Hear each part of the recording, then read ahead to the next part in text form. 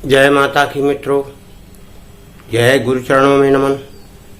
मित्रों, विसंधर्मा चैनल आपका स्वागत करता है और आज आपको हम ऐसी एक बीमारी के विषय में बताएंगे जो साधना करने में बड़ी ही तकलीफ देती है और कई लोग तो कर ही नहीं पाते।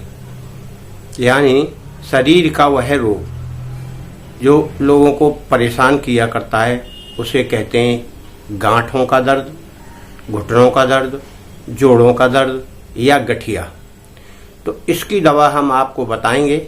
इसके वजह से साधना करने वाले लोग साधना में सही ढंग से न बैठ पाते हैं और चलने फिरने में भी काफ़ी परेशानी का सामना करना पड़ता है।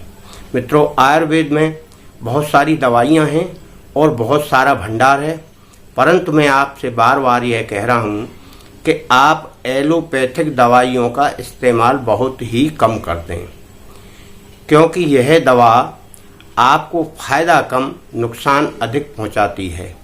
यदि एक बीमारी के लिए आप गोली खा रहे हैं, दवा खा रहे हैं, तो वह दूसरी बीमारी के लिए जन्म दे रही है। लिहाजा आप घरेलू नुस्खे अपनाएं और अगर हो सके तो कुछ ना खाएं, थोड़ा व्यायाम करें, थोड़े घुटनों की मालिश करें, जोड़ों की मालिश करें और नियमित आहार विहार करें। इस प्रकार से आप करते रहेंगे तब भी आपकी जीवन शैली चलती रहेगी।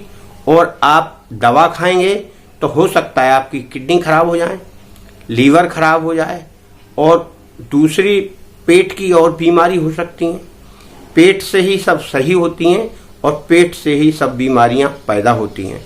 मित्रों, आप कोशिश करें कि ज़्यादा से ज़्यादा ये एलोपैथिक दवाएं ना खाएं और जब अगर खाने की ज़रूरत पड़े तो आयुर्वेदिक या होम्योपैथिक दवाओं का इस्तेमाल करें।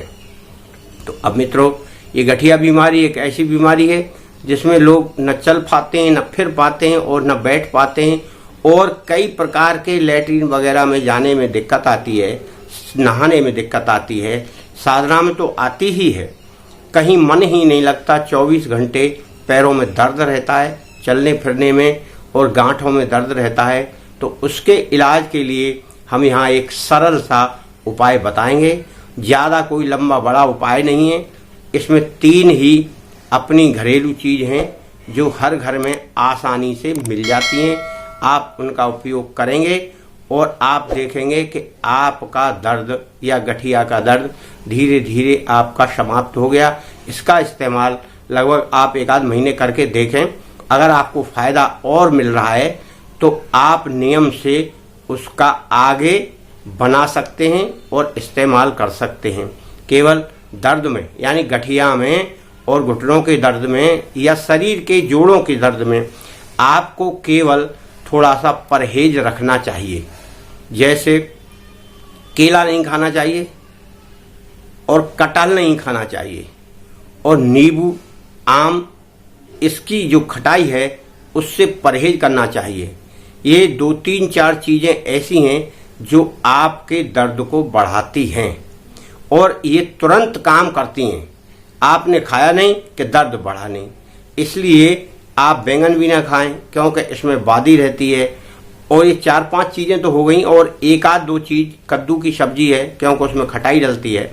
तो इस प्रकार से आप अपने अनुभव से देख लें कि कौन सी सब्जी या कौन सा फल मुझे नुकसान कर रहा है, उससे बचें, तब इसका इस्तेमाल करें। ऐसा ना हो कि आप दवा भी इस्तेमाल कर रहे हैं और इन चीज़ों का सेवन भी कर रहे हैं, दुनिया भर की तली भुनी बाजार की चीज़ें खा रहे हैं, तो आपका दर्द सही नहीं होगा। फिर आपकी मेहनत व्यर्थ है, आपका दवाई खाना व्यर्थ है और आपका दवाई बनाना भी व्यर्थ है।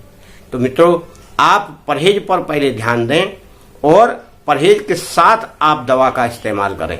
दवा आपको सवेरे सवेरे लेना है, यानी बगैर कुछ खाए पिए इस दवा का आपको इस्तेमाल करना है। केवल सुबह सुबह, दोपहर और शाम को इस दवा का इस्तेमाल नहीं करना है। अब आप दवा सुन लीजिए कैसे आपको बनाना है और कैसे इस्तेमाल करना है। आप अपने सभी घरों में जीरा होता है, जो सब्जी बनाने वाला जीरा, साधारण जीरा है, वो कोई काला और सफ़ेद कुछ नहीं, जो घरों में यूज करते हैं वही है। उसको आधा चम्मच लेना है। आधे चम्मच का मतलब समझते हैं, जिससे अपन खाना वाना खाते हैं उस चम्मच से आधी चम्मच ले लें। और 1 चम्मच आप ले लें सौंफ।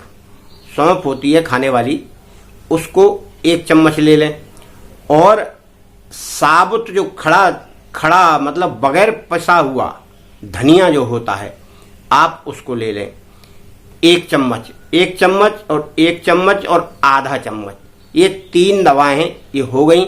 आप तीनों को आप एक पानी का बर्तन लें, उस पानी में उसको डाल दें। हो सकता है धूल मिट्टी भी हो तो धो के भी डाल सकते हैं आप। और उसको डालकर पानी में उसको रात भर को आप छोड़ दें। जब रात भर वो पड़ा रहेगा उसमें, तो उसका अर्क, उसका कुछ ना कुछ उसमें आएगा। फिर आप सवेरे जब भी आपको वक्त मिले, मगर उससे पहले खाना कुछ नहीं है, तो उन सब को उठाकर आप उसकी चाय बना लें।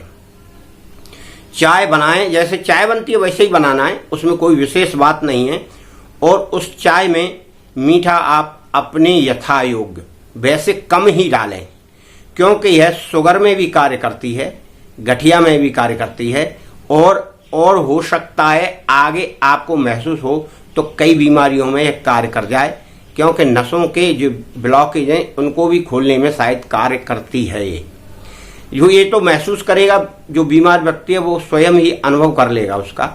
तो इस तरह से यथा योग्य इसमें आप मिश्री डालें, वैसे कम ही डालें, जिससे आपको पीने में आनंद आए।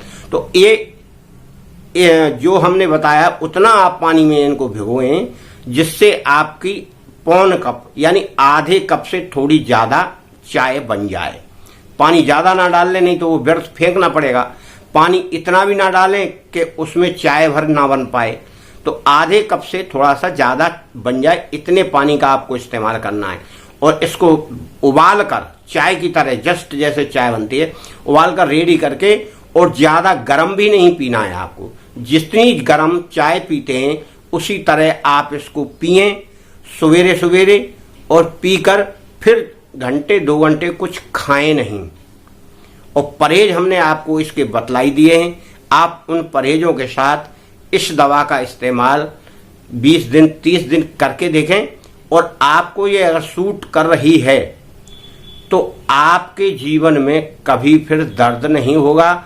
आप 1 महीने 2 महीने 3 महीने इसे बनाकर इस्तेमाल कर लें, और कभी भविष्य में कभी कभी बीच में छोड़कर इस्तेमाल कर सकते हैं। तो आपको लाभ ही देगी ये, और आपके जीवन के सारे रोग, यानी रोग हड्डियों से होते हैं, या फिर नसों की ब्लॉकेज से होते हैं, या अचानक किसी चीज के खाने पीने से शुगर भी हो जाता है।